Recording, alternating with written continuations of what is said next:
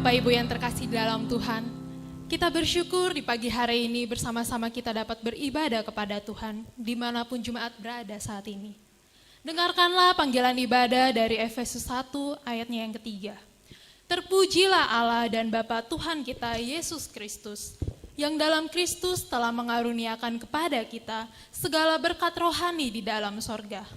Kita bersyukur atas kasih Tuhan yang tak pernah berubah dalam kehidupan kita. Mari kita memuji dan memuliakan namanya. Terpujilah Tuhan yang maha mulia.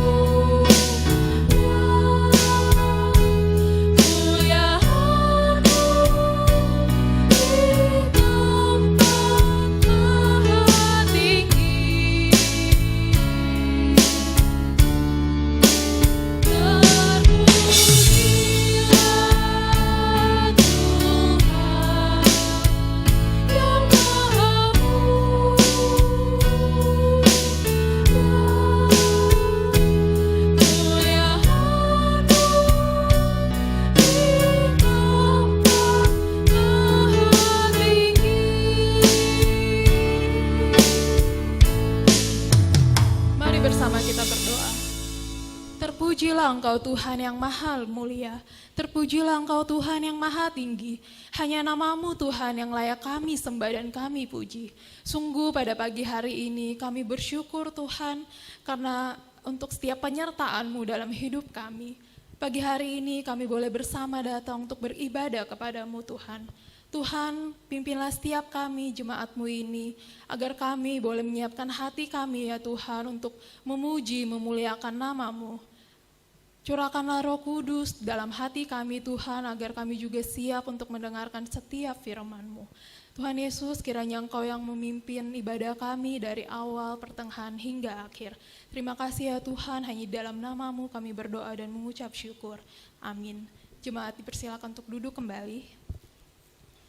Bapak Ibu yang terkasih, Tuhan Yesus telah membayar dosa kita dengan darah-Nya yang mahal. Dia menebus kita melalui kematiannya di atas kayu salib. Tapi dalam kehidupan kita hari lepas hari, terkadang kita melakukan pelanggaran yang menyakiti hati Tuhan. Mari saat ini kita datang kepada-Nya. Kita akui segala dosa dan pelanggaran kita. Dengarkanlah ayat pengakuan dosa yang diambil dari Kisah Para Rasul 3 ayat yang ke-19. Karena itu sadarlah dan bertobatlah, supaya dosamu dihapuskan. Kita angkat pujian seperti yang Kau ingini.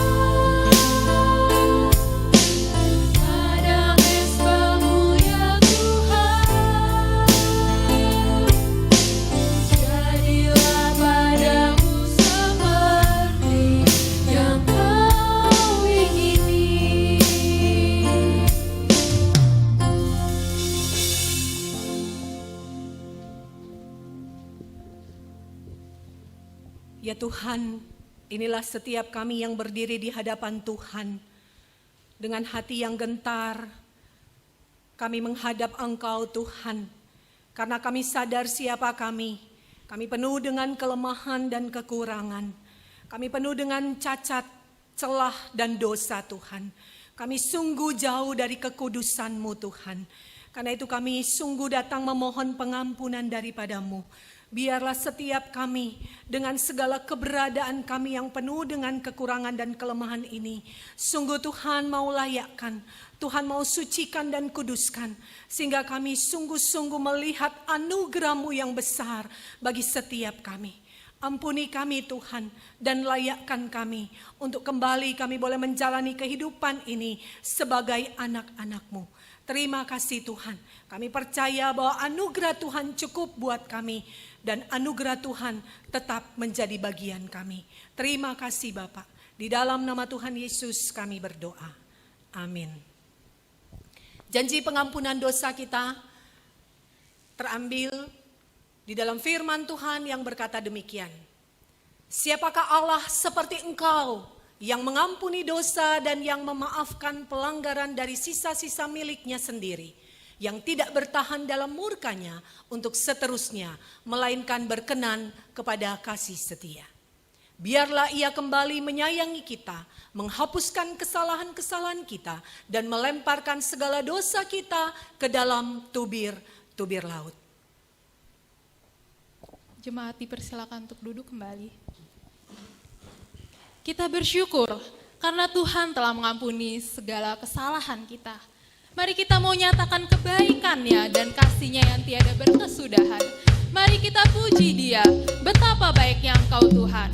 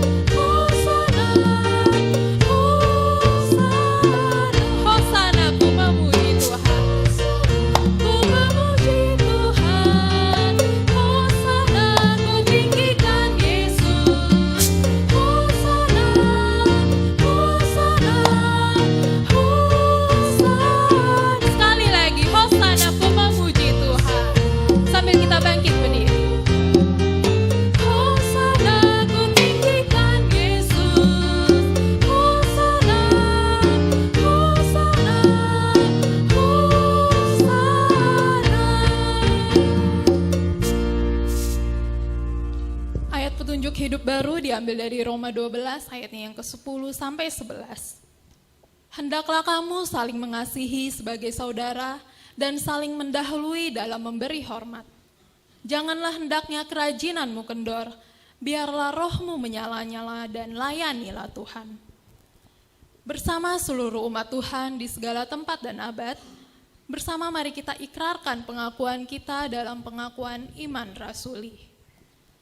Aku percaya kepada Allah, Bapa yang Maha Kuasa, Khalik langit dan bumi, dan kepada Yesus Kristus, anaknya yang tunggal Tuhan kita, yang dikandung daripada Roh Kudus, lahir dari anak darah Maria, yang menderita sengsara di bawah pemerintahan Pontius Pilatus, disalibkan, mati dan dikuburkan, turun ke dalam kerajaan maut.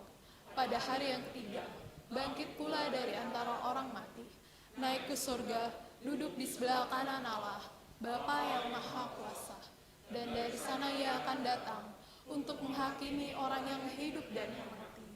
Aku percaya kepada Roh Kudus, gereja yang kudus dan am, persekutuan orang kudus, pengampunan dosa, kebangkitan tubuh, dan hidup yang kekal. Amin. Jemaat dipersilakan untuk duduk kembali. Seperti rusa yang merindukan sungaimu, begitupun jiwa kami rindu akan kebenaran firman-Mu. Mari saat ini kita mau siapkan hati dan pikiran kita untuk mendengarkan firman-Nya. Kita angkat pujian seperti rusa rindu sungai.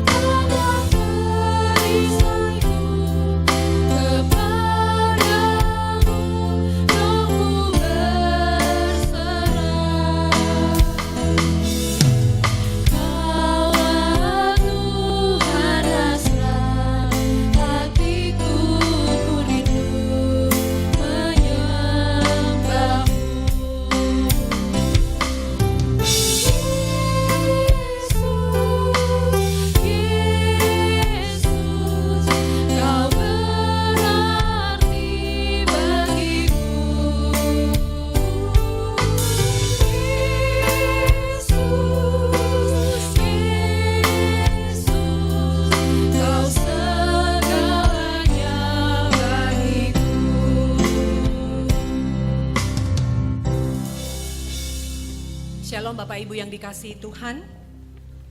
Bersyukur sekali hari ini kita boleh ketemu, kita boleh beribadah. Mari sebelum kita akan merenungkan bagian firman Tuhan, terlebih dahulu kita sama-sama masuk di dalam doa. Bapa kami yang di surga, kami bersyukur Tuhan karena kami masih diberi kesempatan untuk menikmati hidup. Kami boleh bersekutu dengan Tuhan, memuji nama Tuhan dan memuliakan Engkau. Di tengah-tengah pergumulan pandemi yang sedang kami alami Tuhan, kami tidak tahu apa yang akan terjadi hari esok. Tetapi kalau kami boleh ada sampai pada hari ini, semua karena anugerah Tuhan. Karena itu Tuhan, biarlah ketika kami diberi kesempatan untuk belajar firman-Mu, bukalah hati kami untuk kami sungguh-sungguh mempelajari firman Tuhan, merenungkan dan kami mau melakukannya di dalam kehidupan kami sebagai orang-orang percaya. Berkati kami Tuhan, berkati hamba-Mu ketika menyampaikan firman Tuhan, biarlah sungguh hanya urapan dari Allah sendiri. Dan setiap perkataan yang keluar dari mulutnya, itu sungguh datang daripada Tuhan. Berkati setiap kami Bapa. Di dalam nama Tuhan Yesus kami berdoa. Amin. Bapak Ibu yang dikasihi Tuhan, tema kita pada hari ini melayani dan bukan dilayani.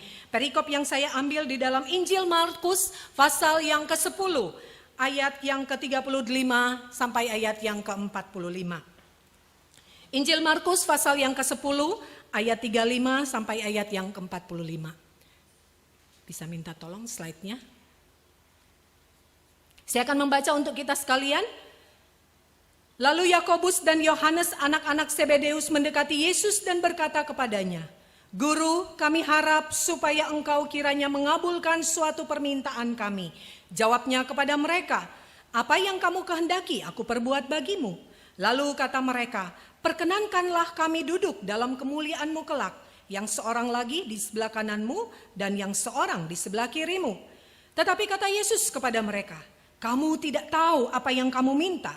Dapatkah kamu meminum cawan yang harus kuminum dan dibaptis dengan baptisan yang harus kuterima?" Jawab mereka, "Kami dapat." Yesus berkata kepada mereka, "Memang kamu akan meminum cawan yang harus kuminum dan akan dibaptis dengan baptisan yang harus kuterima. Tetapi hal duduk di sebelah kananku atau di sebelah kiriku, aku tidak berhak memberikannya. Itu akan diberikan kepada orang-orang bagi siapa itu telah disediakan." Mendengar itu, ke-10 murid yang lain menjadi marah kepada Yakobus dan Yohanes. Tetapi Yesus memanggil mereka lalu berkata, "Kamu tahu bahwa mereka yang disebut pemerintah bangsa-bangsa memerintah rakyatnya dengan tangan besi, dan pembesar-pembesar menjalankan kuasanya dengan keras atas mereka. Tidaklah demikian di antara kamu. Barang siapa ingin menjadi besar di antara kamu, hendaklah ia menjadi pelayanmu. Dan barang siapa ingin menjadi yang terkemuka di antara kamu, hendaklah ia menjadi hamba untuk semuanya. Karena Anak Manusia juga datang bukan untuk dilayani, melainkan untuk melayani dan untuk memberikan nyawanya menjadi tebusan bagi banyak orang." Yang menjadi penekanan kita pada bagian ini sesuai dengan tema, yaitu di ayat 45. Karena Anak Manusia juga datang bukan untuk dilayani, melainkan untuk melayani dan untuk memberikan nyawanya menjadi tebusan bagi banyak orang.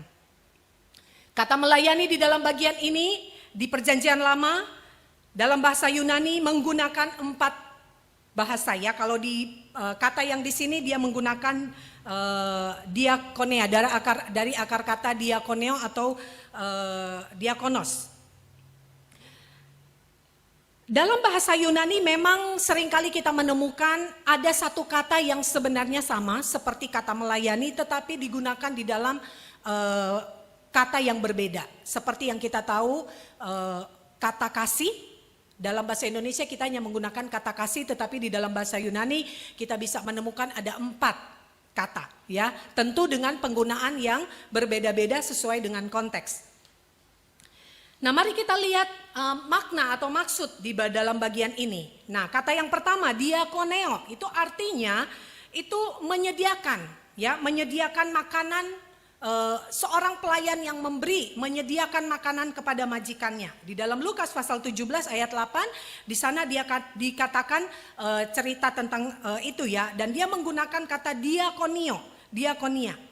Sama di dalam 2 Korintus pasal yang ke-11 ayat 23, ya, di sana Paulus melakukan satu pelayanan atau satu diakonia, dan seorang yang melakukannya itu disebut diakonos, ya.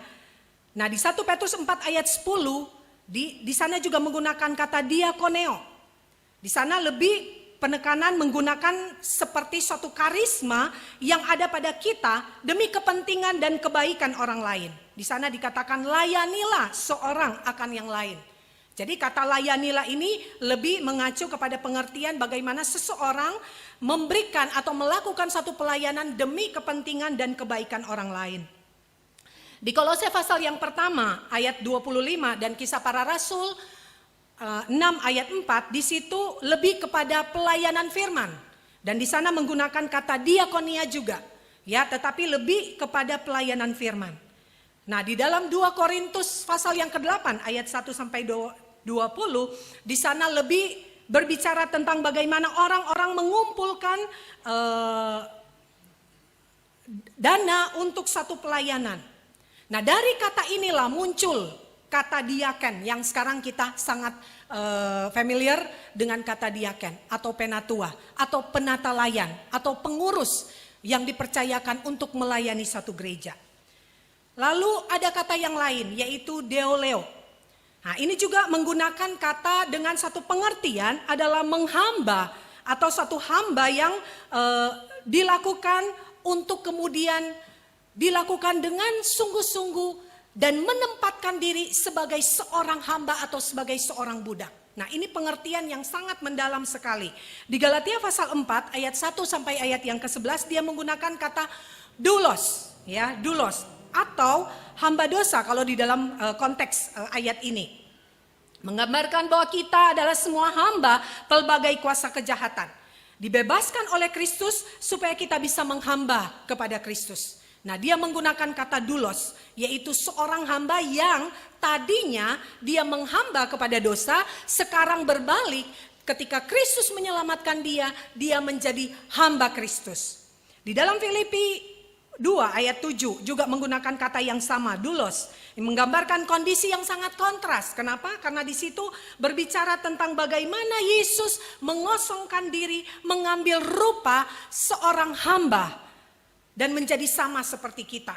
Artinya apa? Di dalam pengertian ini kita akan melihat satu pengertian yang lebih jauh lagi, yaitu bagaimana seorang yang mempunyai derajat atau selevel, ya, Allah yang maha tinggi, raja di atas segala raja, kemudian mengosongkan diri dan dia tidak menggunakan haknya sebagai seorang raja yang seharusnya dilayani. Tetapi dia mengosongkan diri dan mengambil rupa seorang hamba dan dia kemudian melakukan apa yang dilakukan oleh para budak pada umumnya. Yaitu apa? Melayani. Nah, ini penting sekali untuk kita mengerti konsep yang harusnya sebagai orang-orang percaya, sebagai anak-anak Tuhan, kita mengerti apa yang namanya melayani.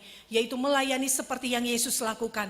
Mengosongkan diri, melepaskan keegoisan kita, keangkuhan kita, siapa kita. Tapi kita betul-betul mengosongkan diri, melepaskan hak kita, kemudian kita melayani seperti Kristus melayani dan bukan dilayani. Lalu kemudian kalimat berikutnya leitogeo.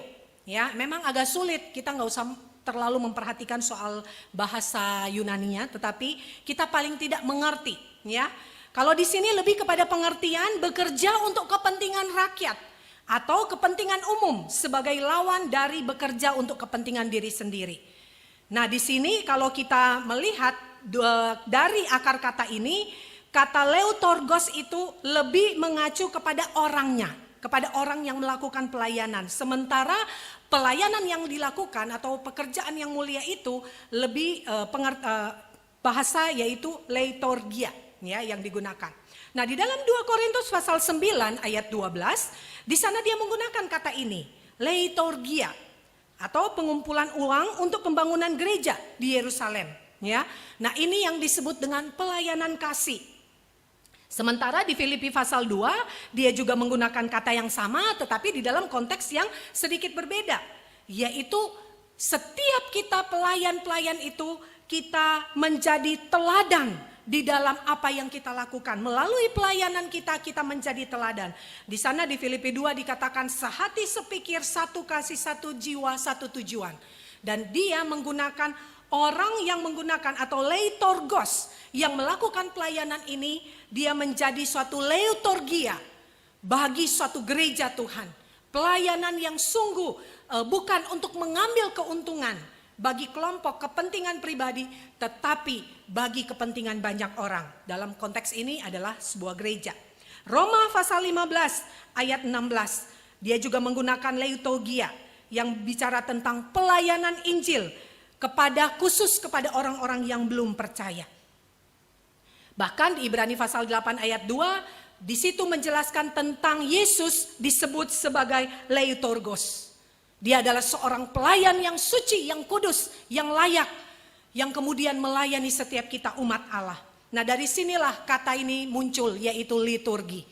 Jadi setiap liturgi bukan hanya susunan puji-pujian yang biasa kita pahami, tetapi liturgi itu justru harus menjadi di dalam diri kita. Bahwa liturgi itu menjadi satu bagian di dalam hidup kita. Karena liturgi itu sendiri adalah pelayanan itu sendiri, adalah diri kita yang menjadi pelayanan bagi orang lain di depan kita, di sekeliling kita, di dekat orang-orang yang di sekitar kita. Dan yang terakhir, latreuo, ya, yaitu di sini berarti melayani untuk mendapatkan upah. Ya, kalau di dalam bahasa aslinya pengertian dasarnya seperti demikian. Melayani untuk mendapatkan upah. Nah, di dalam Matius pasal yang ke-10 Matius 4 ayat 10 dan Kisah Para Rasul 7 ayat 7, dia menggunakan kata ini. Nah, tetapi menarik sekali penggunaan kata di sini, dia menggunakan kata beribadah atau kata menyembah Tuhan. Nah, dalam bagian ini ketika itu diberikan di konteks sebagai orang-orang yang percaya yang seharusnya mendapatkan upah, ternyata tidak. Justru kita melakukan pelayanan atau kita melakukan suatu ibadah dengan sukarela tanpa mendapatkan upah. Nah, ini yang menarik sekali. Di Roma 12 ayat 1, di sana dia menggunakan kata logike latreia, yang artinya mempersembahkan tubuh kita kepada Tuhan sebagai logika litreia, yang artinya persembahan yang pantas, yang berkenan dan yang kudus. Bapak Ibu, saya melihat bahwa ini ternyata kata melayani itu kaya sekali. Punya pengertian yang sangat dalam. Kalau kita renungkan satu persatu itu ternyata sangat memperlengkapi, memperkaya kita. Dan semakin mengerti, oh ternyata selama ini saya melayani ada hal-hal yang saya belum pas. Ada hal-hal yang saya belum betul-betul memahami. Ya, tapi dengan ini kita semakin diperjelas. Nah, 4 kata dari penggunaan kata melayani ini sering digunakan di gereja abad yang pertama dengan arti melayani, mengabdi atau menghamba. Ya, kepada Tuhan dan kepada orang lain, atau pola hidup yang bukan lagi hidup untuk diri sendiri melainkan hidup untuk Tuhan dan untuk sesama. Mother Teresa pernah mengatakan demikian, do things for people not because of who they are or what they do in return, but because of who you are. Melakukan sesuatu untuk orang lain bukan karena siapa mereka atau apa yang mereka lakukan sebagai imbalannya, tetapi karena siapa kita. Betul tidak pernyataan ini? Saya yakin ini menarik sekali. Ya, bahwa seringkali kita melayani karena kita melihat siapa orang yang kita layani. Karena dengan kita melihat mereka, kita kemudian secara manusia mungkin di dalam kedagingan, di dalam keberdosaan kita, mungkin kita berpikir, oh kalau kita melayani orang ini mampu untuk membalas apa yang saya lakukan. Ya, tetapi di sini menarik sekali dikatakan kita melakukan itu bukan siapa mereka dan bukan karena apa yang mampu mereka lakukan sebagai balasan, tetapi siapa kita. Siapa kita di hadapan Tuhan? Kita adalah anak-anak Allah. Kita adalah anak-anak Tuhan yang sudah ditebus, yang sudah dilayani terlebih dahulu oleh Kristus. Seharusnya kita melayani dengan sikap hati yang demikian, sikap hati yang tanpa menuntut balas. Ya, mari kita kembali ke topik kita, ke teks kita pada hari ini. Di dalam Markus pasal yang ke-10 ayat 35 sampai 45 yang kita baca tadi, paling tidak ada 3 prinsip yang akan kita pelajari, ya, berkaitan dengan melayani dan bukan dilayani. Ya, ada 3 prinsip, yaitu memahami, mengubah, dan melakukan. Memahami, mengubah, dan melakukan. Yang pertama, memahami konsep melayani yang benar. Kita lihat di dalam ayat yang ke-38. Ayat 38 dikatakan begini. Tetapi kata Yesus kepada mereka, siapa mereka? Yakobus dan Yohanes, ya. Kamu tidak tahu apa yang kamu minta. Dapatkah kamu meminum cawan yang harus kuminum dan dibaptis dengan baptisan yang harus kuterima? Ketika saya merenungkan bagian firman Tuhan ini dan membaca ayat ini, saya jujur terkejut. Mengapa? Karena kalau kita memperhatikan konteks penulisan di dalam perikop ini, kita melihat bahwa waktu Yesus sedang bersama-sama dengan murid-murid, tiba-tiba kemudian datang Yakobus dan Yohanes lalu meminta sesuatu kepada Tuhan. Apa yang mereka minta? Mereka meminta supaya mereka bisa duduk. Ya, di sana jelas sekali dikatakan bahwa mereka minta duduk kalau Tuhan datang dalam kemuliaan, mereka duduk di sebelah kiri dan di sebelah kanan. Bayangkan konteks pada saat ini, kita lihat sebelumnya itu Yesus baru memberitahukan tentang penderitaan yang akan dia alami.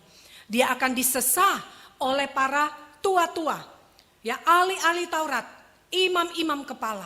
Dia akan diserahkan, artinya dia akan disiksa. Dan ini sudah dia beritahukan kepada murid-muridnya.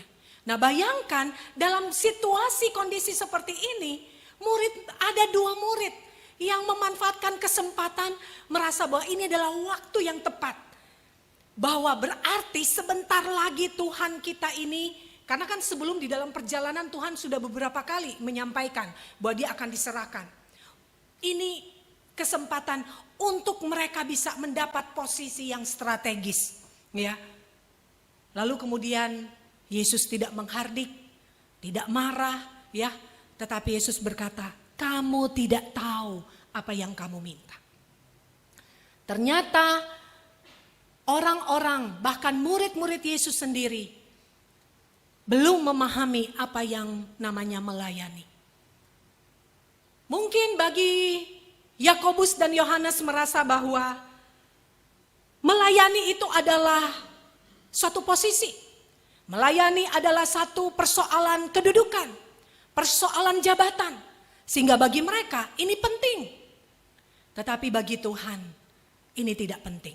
Dan dia mengatakan, kamu tidak tahu. Artinya mereka tidak memahami. Mereka tidak mengerti. Sehingga Tuhan perlu mengatakan hal ini dengan serius, bahwa seringkali mereka meminta apa yang mereka tidak tahu, dan itu terjadi di dalam kehidupan kita secara pribadi, di dalam kehidupan pelayanan kita. Seringkali kita di dalam kepengikutan kita meminta kepada Tuhan, tapi ketika kita meminta kepada Tuhan, baru kita sadar kita ternyata tidak sanggup melakukan apa yang kita minta. Contoh, saya tuh kadang suka begini, Tuhan berikan saya kesabaran, berikan saya pengendalian diri ketika ada sesuatu yang membuat saya begitu terganggu, begitu tidak suka, saya cepat-cepat ingin menegur begitu ya, menegur, atau mungkin kalau anak-anak saya langsung bisa marahin begitu ya. Saya minta Tuhan beri saya kesabaran. Tapi kemudian ketika saya minta seperti itu, saya merasakan bahwa justru Tuhan, tanda kutip ya, seperti menguji saya. Jadi seperti menguji saya, apakah saya betul memang bisa sabar atau enggak. Jadi ada saja peristiwa-peristiwa yang membuat saya tuh sangat begitu terganggu begitu ya, sampai seolah-olah kepengen marah. Dari situ saya bilang, Tuhan apa saya salah ya? Ketika saya berdoa seperti itu, justru sepertinya ada aja hal-hal yang memicu untuk kemudian saya tuh bisa terpancing begitu emosi. Saya bilang, apa saya belum siap ya? Begitu ya, saya pernah ngomong seperti itu kepada Tuhan. Tuhan, apakah seperti itu?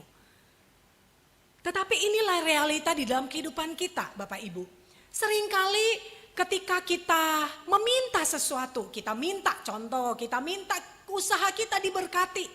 Ya, kita minta usaha kita diberkati, betul Tuhan memberkati usaha kita. Tapi setelah usaha kita diberkati, kita makin sibuk, kita makin tidak punya waktu untuk Tuhan. Ada suami istri bertahun-tahun mungkin belum dikaruniai anak, ya. Berdoa sungguh-sungguh bahkan sampai puasa, pengobatan berbagai macam cara dilakukan. Dan mungkin sampai 9 tahun, 10 tahun baru dikaruniai anak. Setelah dikaruniai anak yang tadinya begitu setia melayani, tidak pernah melayani. Alasan apa? Sibuk ngurus anak, satu. Nah itu dia yang saya maksudkan. Seringkali kita meminta yang kita sendiri kadang mungkin belum siap dengan apa yang kita minta. Nah dalam konteks melayani kadang kita seperti demikian.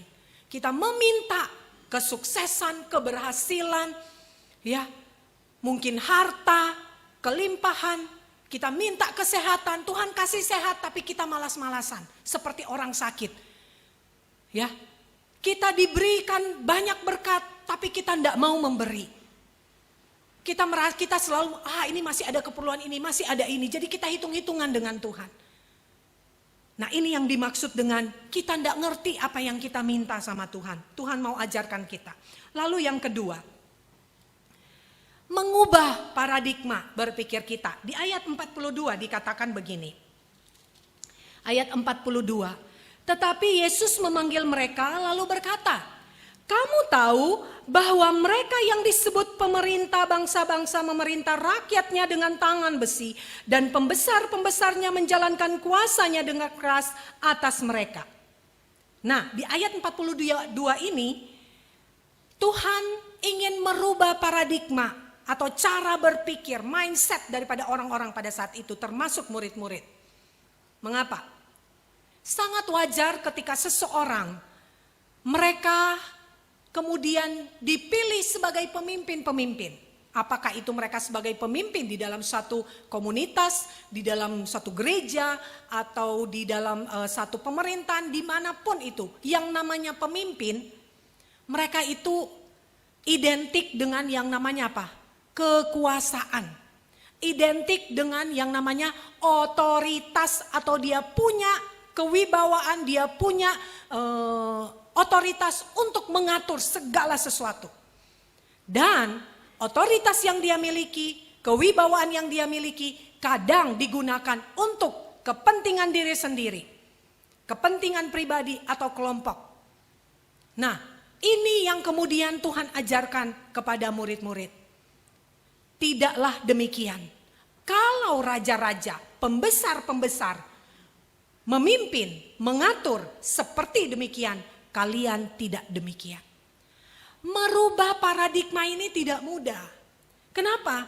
Karena bayangkan mereka itu dibentuk, dididik, apalagi di konteks orang Yahudi yang sangat dominan sekali, khususnya para pemimpin-pemimpin, bahkan orang-orang pemimpin-pemimpin rohani, boleh dikatakan demikian. Pada saat itu mereka sangat mengambil peran, sangat dominan di dalam memutuskan banyak hal.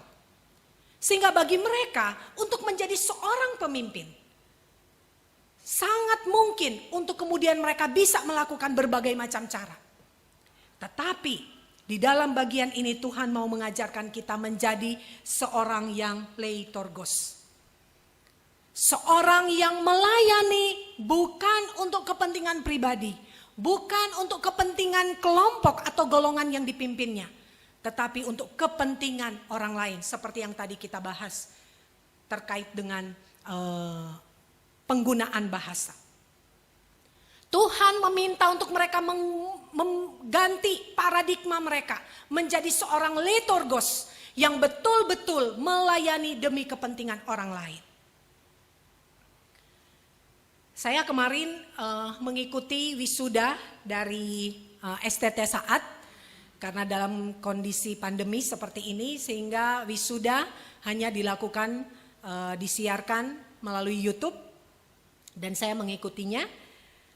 Saya tertarik sekali dengan perkataan Pendeta Daniel Lukas Lukito. Pada waktu saya studi, beliau adalah rektor saya. Dia mengatakan demikian pada waktu penyerahan jabatan ke ketua yang baru, ya. Dia mengatakan bahwa kalau kita sebagai hamba-hamba Tuhan, siapapun kita, dimanapun kita ditempatkan, baik itu di gereja, di lembaga seperti sekolah teologi atau di lembaga-lembaga Kristen manapun, kita yang dipanggil sebagai pelayan-pelayan Tuhan, ya. Kita jangan memerintah seperti direktur atau manajer, ya. Kita tidak dipanggil untuk itu. Mengatur segala hal seolah-olah semua harus sesuai dengan keinginan dia. Harus ada permufakatan atau ada pembicaraan secara bersama-sama. Itu yang namanya gereja. Dan dia mengatakan bahwa kita sebagai seorang hamba harus melayani dengan hati yang rendah. dengan hati yang sungguh-sungguh takut di hadapan Tuhan, dengan sungguh-sungguh hati yang berani bertanggung jawab di hadapan Tuhan. Artinya, segala sesuatu yang kita putuskan sebagai seorang pemimpin di dalam konteks sebagai seorang pelayan, sebagai seorang leitorgos, kita harus betul-betul berani mempertanggungjawabkan segala yang kita putuskan, yang kita kerjakan, yang kita lakukan, yang kita katakan di hadapan Tuhan. Kenapa? Karena Allah melihat segala sesuatu yang kita lakukan, termasuk hati kita. Nah, ini menarik sekali. Untuk merubah paradigma, mungkin bisa jadi ya, hamba Tuhan ini lebih kepada konteks sebagai pelayan atau hamba-hamba Tuhan secara spesifik. Mungkin sebelumnya kita pernah sebelum menerima Tuhan, sebelum menjawab panggilan Tuhan sebagai hamba-hamba Tuhan, mungkin yang bersangkutan pernah menjadi seorang pemimpin di satu perusahaan ya, atau di dalam satu pekerjaan dia pernah di satu kedudukan yang baik begitu ya. Atau pada waktu di kampus dia seorang yang sangat pintar ya, pernah menjabat sebagai pengurus atau organisasi apapun itu. Sehingga ada semacam hal yang membuat dia merasa kayak kepengen mengatur segala sesuatu dengan cara-cara yang diterapkan atau yang dilakukan oleh dunia ini. Dan yang menjadi hal yang sangat berbahaya sekali, ketika yang dipikirkan, yang dipahami, yang dilakukan pada masa lalu, kemudian dibawa pada waktu yang bersangkutan atau hamba Tuhan itu melayani di gereja. Nah, Bapak Ibu yang dikasihi Tuhan, ini penting sekali untuk kita, setiap kita, siapapun kita. Kita harus mengerti betul, bahkan hamba-hamba Tuhan. Ya, kalau kita mau dipanggil sebagai leitorgos, kita harus memiliki hati seorang hamba. Hati seorang yang hanya memikirkan kepentingan banyak orang. Memikirkan kepentingan dari kelompok yang dipimpinnya. Bukan memikirkan kepentingan diri sendiri atau keuntungan bagi dirinya sendiri. Kemudian yang terakhir. Yang ketiga yaitu melakukan. Melakukan pelayanan seorang hamba. Ternyata tidak cukup hanya dengan memahami konsep melayani yang benar. Tidak cukup hanya dengan mengubah paradigma. Kita bisa memahami lalu mengubah paradigma kita. Tapi kalau kita tidak melakukan, itu cuma akan menjadi pengetahuan. Itu tidak punya arti apa-apa.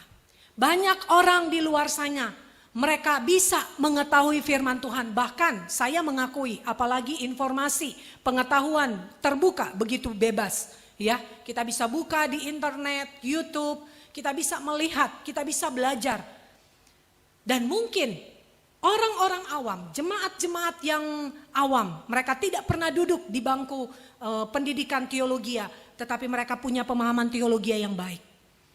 Ya, bahkan hamba-hamba Tuhan tidak cukup dengan sarjana teologi, lanjut lagi dengan pendidikan yang lebih tinggi, MTH, bahkan bisa jadi doktor mungkin. Ada yang PhD dan berbagai macam. Apakah itu salah? Tidak salah. Menimba ilmu, belajar banyak hal itu penting. Tetapi kalau itu hanya menjadi satu pengetahuan, tapi tidak dilakukan di dalam hidup pelayanannya, itu menjadi sia-sia. Kalau itu hanya kemudian memenuhi otaknya, tetapi tidak kemudian berdampak di dalam kehidupan pelayanannya, itu menjadi nothing. Itu menjadi tidak ada apa-apanya, tidak berguna. Di ayat 44 dikatakan seperti ini. Dan Yesus berkata, dan barang siapa ingin menjadi yang terkemuka di antara kamu, hendaklah ia menjadi hamba untuk semuanya. Kata hamba di sini dia menggunakan kata doulos, yang artinya apa? Menempatkan diri sebagai seorang hamba atau budak. Ini pengertian yang sangat mendalam. Jujur, di dalam diri kita, ketika kita melayani, apakah kita sudah menempatkan di dalam posisi ini? Apakah kita sudah menempatkan diri sebagai seorang hamba atau sebagai seorang budak ketika kita melayani Tuhan? Karena seringkali kita menemukan bukan hanya jemaat, bahkan hamba Tuhan sekalipun, ya, ketika ada sesuatu yang mungkin sedikit tersinggung, ya, mungkin hamba Tuhan itu merasa diperlakukan kurang baik oleh jemaatnya, atau hamba Tuhan itu merasa bahwa pelayanannya tidak dihargai, kurang dipuji dan sebagainya, dia kemudian menjadi tidak memperhatikan pelayanannya. Kita dipanggil sebagai hamba, sebagai budak. Ketika kita menempatkan diri kepada posisi yang seperti ini, saudara, saya yakin sekali siapapun kita sebagai hamba Tuhan, saya sebagai hamba Tuhan, maupun setiap jemaat Tuhan, kita tidak akan pernah tersinggung yang namanya ketika kita tidak dihargai, ketika kita tidak dihormati, ketika kita tidak diingat, ketika kita disepelekan, ketika kita dianggap enteng, ketika pelayanan kita dianggap biasa-biasa saja, ketika pelayanan firman kita dianggap tidak terlalu penting, tidak baik, kita tidak akan tersinggung. Justru itu membuat kita belajar lebih banyak, memperlengkapi diri sebagai seorang hamba, sebagai seorang budak. Coba kita perhatikan para pelayan-pelayan kita, kalau kita punya pembantu rumah tangga di rumah, ya.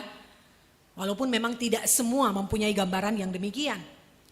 Ketika ada pembantu rumah tangga kita yang mungkin mereka baru masuk, mereka tidak tahu, tentunya kita mengajarkan, bukan, hal-hal yang perlu mereka lakukan.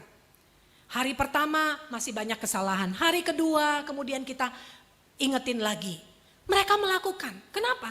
Karena mereka bekerja bagi kita.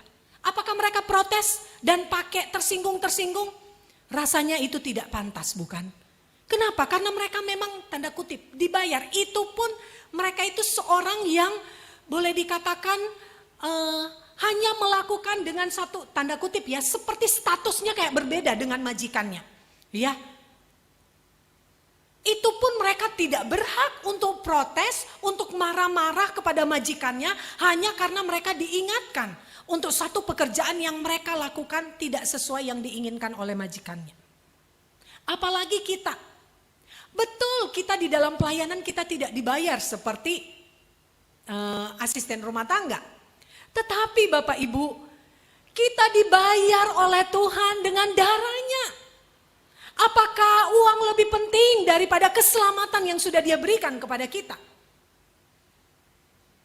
Apakah keberhasilan, kesehatan itu jauh lebih penting daripada keselamatan, persekutuan yang indah dengan Tuhan? Itu jauh lebih penting dan Allah membayar itu kepada kita. Seumur hidup kita, apapun yang kita berikan untuk Tuhan, baik dalam melayani maupun persembahan dalam bentuk materi yang kita bisa berikan untuk Tuhan, seumur hidup tidak akan pernah mampu kita membalas kasih Tuhan. Perkataan ini selalu saya ucapkan. Ketika saya berdoa, ketika saya merenungkan kebaikan Tuhan, saya selalu mengatakan, Tuhan, sampai mati pun saya tidak akan pernah bisa membalas kasih Tuhan. Sampai mati pun, sampai raga ini hancur, saya tidak akan pernah bisa membalas cinta kasih Tuhan yang sebegitu besarnya dalam hidup saya secara pribadi. Bapak Ibu, kalau kita mengerti konsep doulos ini, kita menjadi pelayan-pelayan yang doulos, yang menghamba, yang melayani sebagai seorang budak, kita tidak akan pernah hitung-hitungan dengan Tuhan. Kita tidak akan memusingkan soal kedudukan. Kita tidak akan memusingkan soal seberapa banyak kita dapat dari Tuhan. Tidak. Kita akan melayani Dia dengan setia. Jujur saya sangat salut dengan jemaat-jemaat kita, ya, di GKY Cibubur maupun waktu saya melayani sebelumnya di GKY Greenfield. Saya melihat ada begitu banyak anak-anak Tuhan di luar mereka seorang pemimpin, ya. Apakah itu mereka sebagai presiden komisaris, presiden direktur, direktur utama, manajer, pemimpin-pemimpin, ya, kepala apalah di dalam satu instansi. Tetapi ketika mereka datang di gereja, mereka melayani dengan setia sebagai kolektan aser, memberi salam dengan tulus, ya, memberi perhatian, bahkan mereka setia datang untuk paduan suara, ya. Saya ikut di dalam satu paduan suara di GKI Greenfield, ya. Selama saya melayani di sana saya ikut dan saya melihat mereka orang-orang di luar, ketika mereka di luar mereka orang yang sangat dihormati, yang sangat disegani, yang seharusnya mereka adalah orang-orang yang biasa dilayani. Tetapi di gereja mereka menundukkan diri, menundukkan hati untuk melayani. Melayani betul-betul sebagai seorang pelayan. Tidak memusingkan siapa mereka di luar sana. Di luar mereka boleh jadi seorang pemimpin yang biasa dilayani, biasa dihormati. Tapi ketika mereka datang di rumah Tuhan, mereka memberi diri untuk melayani. Saya sungguh bersyukur melihat orang-orang yang demikian. Di gereja ini pun saya melihat hal demikian. Bapak Ibu dengan tanggung jawab tugas yang ada di luar, tetapi ketika diminta untuk melayani, bahkan hal yang sangat mungkin tidak terlalu dianggap bagi sebagian orang. Tetapi ketika kita melayani, main musik, kita memimpin pujian, jadi singer, menerima tamu, multimedia, semua yang kita lakukan ini menjadi satu keseragaman, menjadi satu keselarasan untuk kita bersama-sama membangun pembangunan tubuh Kristus di gereja Tuhan. Itu indah sekali. Bapak Ibu, kalau kita mengerti hal ini, kita tidak akan pernah yang namanya perpecahan. Ya, kita tidak akan mengerti, kita tidak akan pernah memikirkan atau merasakan bahwa saya kecewa, saya marah, saya tidak akan ke gereja lagi, saya tidak akan melayani lagi. Tidak demikian. Kita harus menjadi seorang yang dulos. Saya tertarik sekali dengan satu quote yang berkata demikian. Keindahan hidup ini dialami ketika kita mengasihi, bukan dikasihi. Memberi, bukan diberi. Dan melayani, bukan dilayani. Saya yakin sekali kalau kita sampai pada titik ini, kepada level ini, sampai kita berkata bahwa, iya Tuhan, saya mengalami sukacita ketika saya bisa mengasihi dan bukan menuntut untuk dikasihi. Apakah salah ketika kita dikasihi? Tidak salah. Ketika kita dikasihi oleh orang, atau kita dilayani, atau kita diberi, itu tidak salah. Itu merupakan satu imbalan atau reward dari apa yang kita lakukan. Tetapi jangan kemudian kita mengasihi, kita memberi atau kita melayani dengan satu motivasi karena kita ingin mendapatkan balasan. Bukan. Kalau kita sudah sampai pada level ini, kita sudah sampai pada titik ini dengan pernyataan yang demikian, kita berarti sudah mengerti apa yang namanya melayani. Kita sudah mengerti betul apa itu yang namanya menjadi dulos, menjadi hamba, menjadi budak bagi Kristus. Kita melayani bukan untuk dilayani. Kita memberi tidak hitung-hitungan untuk Tuhan. Bukan hanya menuntut supaya kita diberi. Dan kita juga mengasihi. Bukan hanya menuntut supaya kita terus diperhatikan, dikasihi. Tapi kita belajar mengasihi. Percayalah, ketika seluruh anggota tubuh Kristus melakukan hal demikian, saya yakin ada satu kebangunan luar biasa yang terjadi di gereja Tuhan. Gereja Tuhan tidak ditentukan berapa banyak jumlah jemaat. Gereja Tuhan tidak ditentukan dari berapa mewah dan berapa banyaknya fasilitas yang ada di gereja itu. Tapi gereja Tuhan ditentukan dari setiap jemaat karena kita adalah gereja itu sendiri. Gereja Tuhan ditentukan seberapa intimnya kita dengan Tuhan. Seberapa kita belajar firman Tuhan dengan sungguh-sungguh. Seberapa kita lekat satu dengan yang lain. Seberapa kita bersekutu dengan hangat sesama anggota tubuh Kristus. Itulah gereja yang sesungguhnya. Itulah melayani. Bapak Ibu yang dikasihi Tuhan, kita akan menutup bagian firman Tuhan ini. Saya rindu sekali kita coba melihat satu klip ini. Dia punya satu gagasan, kalau dia melakukan hal yang baik kepada orang lain, dia meminta orang itu melakukan hal yang baik lagi. Sehingga kemudian ini berdampak bagi banyak orang. Seperti yang tadi, riak. Ada riak yang kecil, ada setitik air, kemudian memberi riak, memberi dampak di sekitarnya. Kalau kita melakukan ini di gereja kita, di lingkungan kita, percayalah, mungkin kita tidak melihat hasil yang kita lakukan saat ini. Tetapi one day, satu saat, kita akan melihat hasil, bukti, buah daripada pelayanan kita. Jordan M. Anderson dia mengatakan, orang benar tidak melayani sehingga mereka akan diberkati. Mereka melayani untuk menjadi berkat bagi orang lain. Orang benar tidak melayani sehingga mereka akan diberkati. Mereka melayani untuk menjadi berkat bagi orang lain. Mari kita berdoa. Tuhan, kami datang kepadamu. Kami sadar bahwa kami penuh dengan kelemahan. Di dalam pelayanan kami seringkali kami masih memiliki perasaan-perasaan yang tidak tepat. Tetapi biarlah Tuhan melalui firman-Mu kami diajarkan kembali. Bagaimana kami memahami dengan betul apa artinya sebuah pelayanan. Apa artinya kami melayani Tuhan. Kami merubah cara berpikir, bukan cara pikir dunia ini, tetapi cara pikir Tuhan. Dan kami mau melakukan, mengaplikasikan di dalam kehidupan pelayanan kami. Berkati kami Tuhan, berkati gereja-Mu, berkati setiap jemaat Tuhan. Hanya di dalam nama Tuhan Yesus kami berdoa. Amin. Bapak Ibu yang terkasih, suatu anugerah yang terindah bila setiap kita boleh dipakai untuk melayani Tuhan. Mari bersama-sama kita mau bekerja bagi Tuhan. Kita mau serahkan diri kita untuk melayani Dia. Mari kita angkat pujian, kerja buat Tuhan.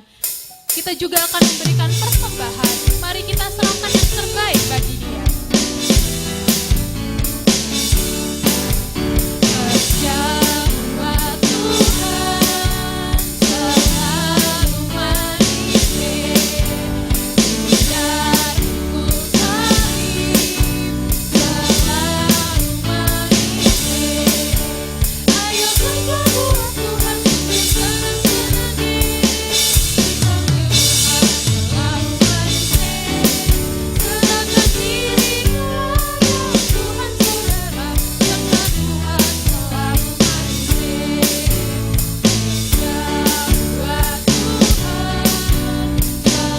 selalu meniti. Biarku salib, selalu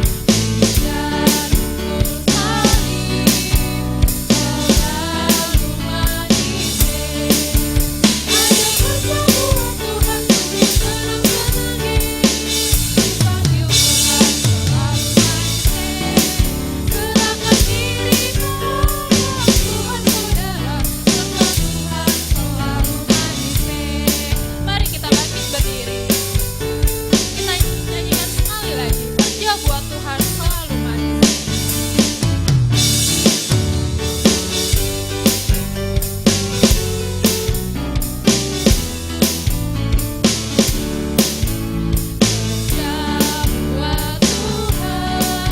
selalu meniti. Biarku salib, selalu meniti. Ayo kerja buat Tuhan, bersenang-senangi. Dipanggil Tuhan, selalu meniti. Serahkan diri kepada Tuhan saudara, karena Tuhan selalu meniti. Mari kita berdoa. Bapa di dalam surga, terima kasih ya Tuhan untuk kebaikan-Mu di dalam hidup kami. Tuhan, terima kasih kalau pada pagi hari ini kami boleh memberikan persembahan Tuhan. Kiranya Tuhan Kau boleh pakai persembahan kami ini untuk pekerjaan tangan-Mu di tempat ini. Berkatilah setiap jemaat yang memberikan persembahan ini ya Tuhan. Kiranya Tuhan kami juga mau memberikan diri kami ya Tuhan untuk melayani Engkau dengan sepenuh hati kami. Tolong setiap kami hamba-hamba-Mu ini ya Tuhan, jemaat-Mu ini. Hanya dalam nama Tuhan Yesus Kristus kami berdoa dan mengucap syukur. Amin. Jemaat dipersilakan untuk duduk kembali.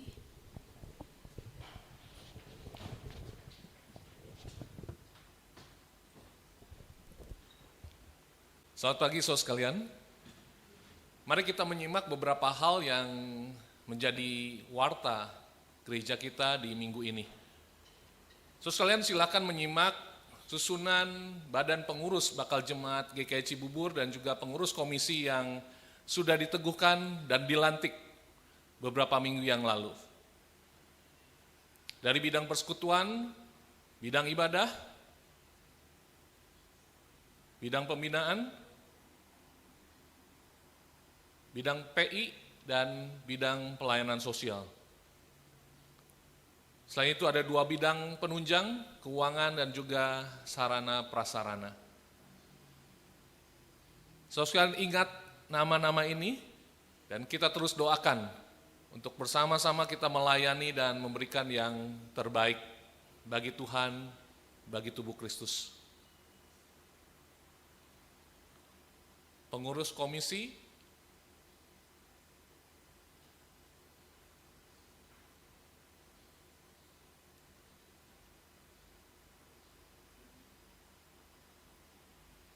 komisi youth, remaja pemuda,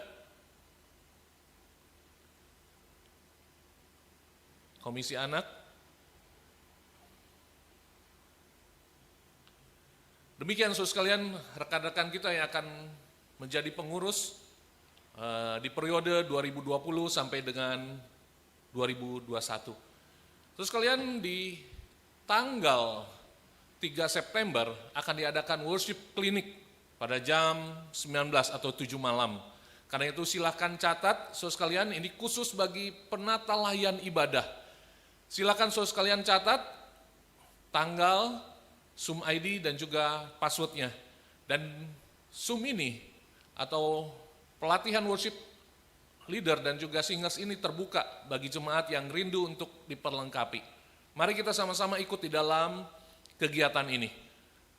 Berikutnya adalah persekutuan Kaleb di hari Jumat yang akan diadakan pada jam 10 sampai jam 11. Mengangkat tema terbesar dalam kerajaan surga, akan dibawakan oleh guru Injil Laura. Di hari Sabtu, saudara sekalian, akan diadakan webinar.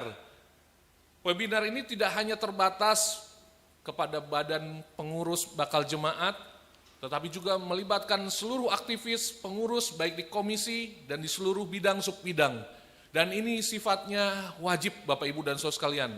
Tetapi juga terbuka bagi jemaat yang rindu untuk sama-sama belajar, sama-sama mengerti arti pelayanan, dan sama-sama memiliki semangat yang tinggi untuk memberikan diri bagi Tuhan, bagi pekerjaan Tuhan.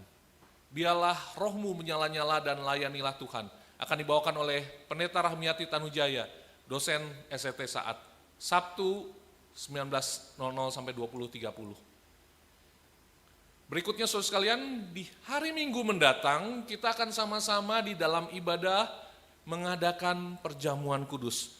Karena itu mari saudara sekalian ikut berbagian di dalam perjamuan ini untuk sama-sama diingatkan kembali akan kasih Tuhan, diteguhkan iman kita di dalam perjalanan hidup kita.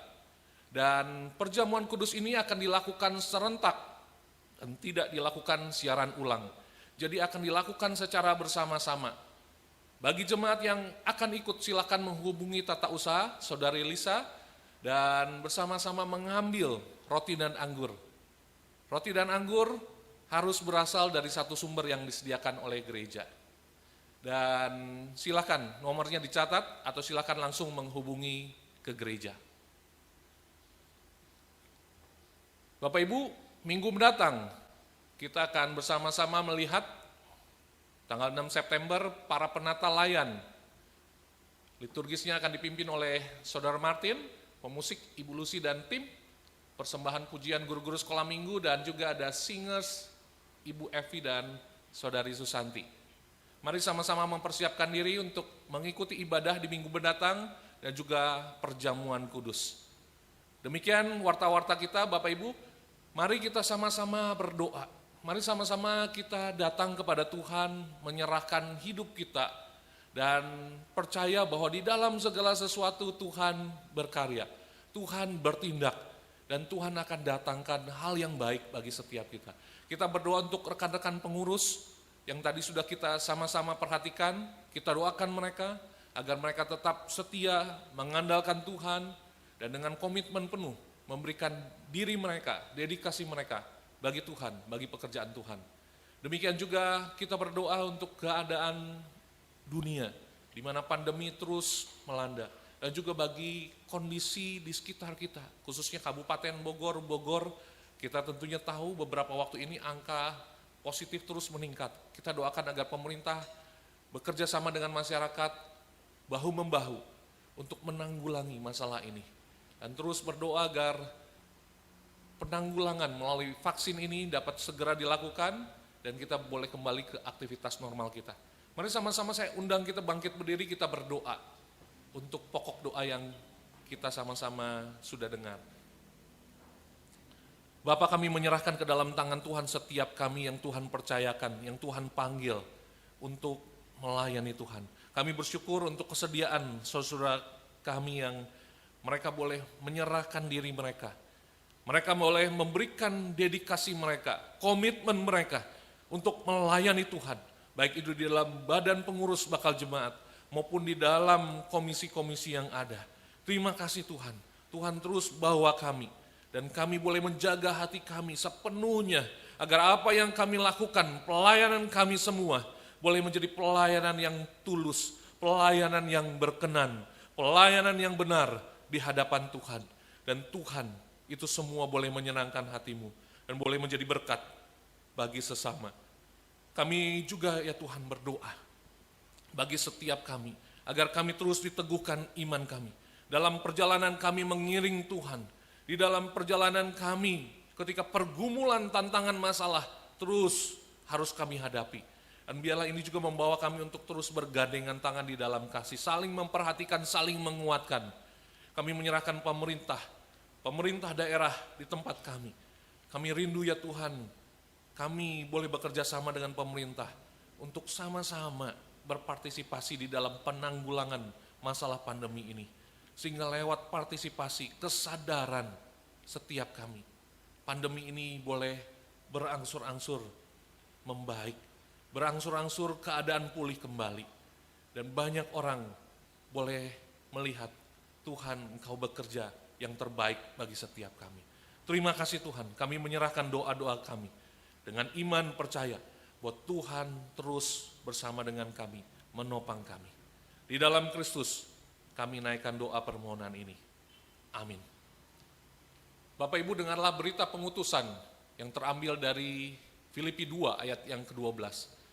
Hai saudara-saudaraku yang kekasih, kamu senantiasa taat, karena itu tetaplah kerjakan keselamatanmu dengan takut dan gentar. Bukan saja seperti waktu aku masih hadir, tetapi terlebih pula sekarang, waktu aku tidak hadir. Doksologi.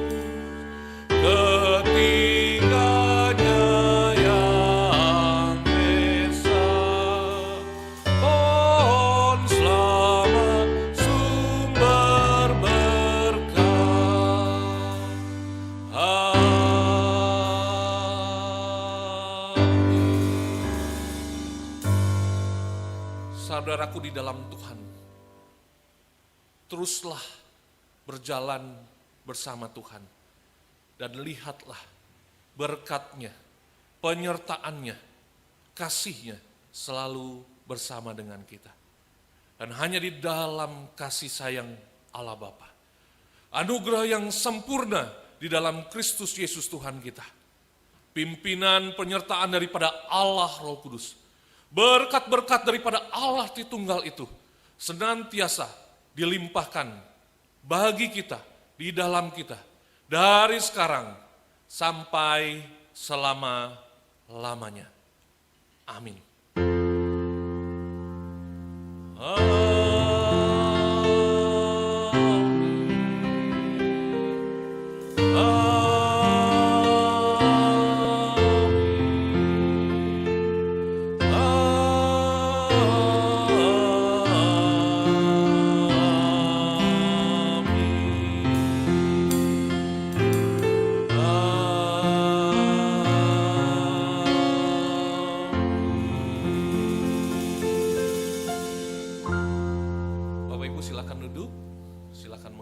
teduh, ibadah kita selesai. Tuhan Yesus memberkati kita sekalian.